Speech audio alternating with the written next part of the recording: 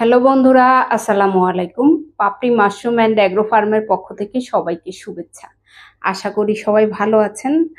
একজন শ্রদ্ধেয় নতুন উদ্যোক্তা জানতে চেয়েছেন, ফগার মেশিন কিনে কি মাশরুম চাষ করা সম্ভব?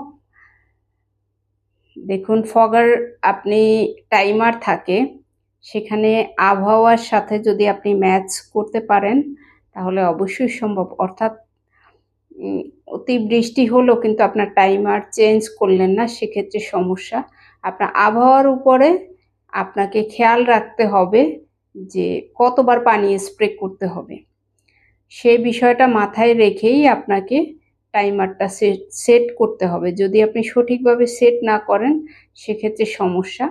এছাড়াও আপনাকে খেয়াল রাখতে হবে আপনার চাষঘরে যতগুলো সিলিন্ডার হোক অথবা স্পুন হোক, প্রত্যেকটার গায়ে সঠিকভাবে পানি স্প্রে হচ্ছে কিনা এই বিষয়টা আপনাকে গুরুত্বের সাথে খেয়াল করতে হবে। কারণ কিছু সংখ্যক স্পুনে পানি স্প্রে হলো, কিছু সংখ্যক যদি না স্প্রে হয় সেক্ষেত্রেও কিন্তু আপনি লসের সম্মুখীন হবেন।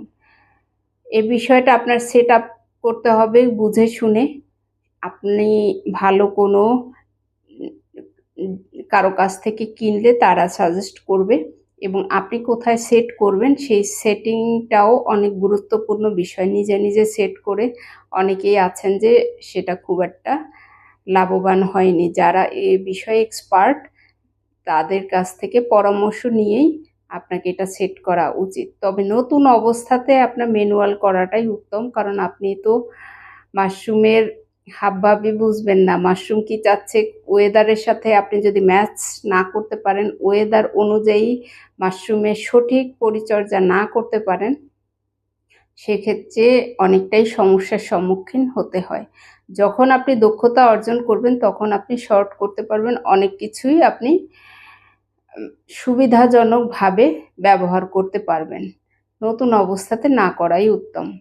আশা করি ভিডিওটি দেখে উপকৃত হবেন। ভালো থাকুন, সুস্থ থাকুন এবং নিজ ঘরে ঘরে মাশরুম চাষ করে নিজের পুষ্টির চাহিদা মিটিয়ে তুলুন। ভালো থাকুন। আল্লাহ হাফেজ।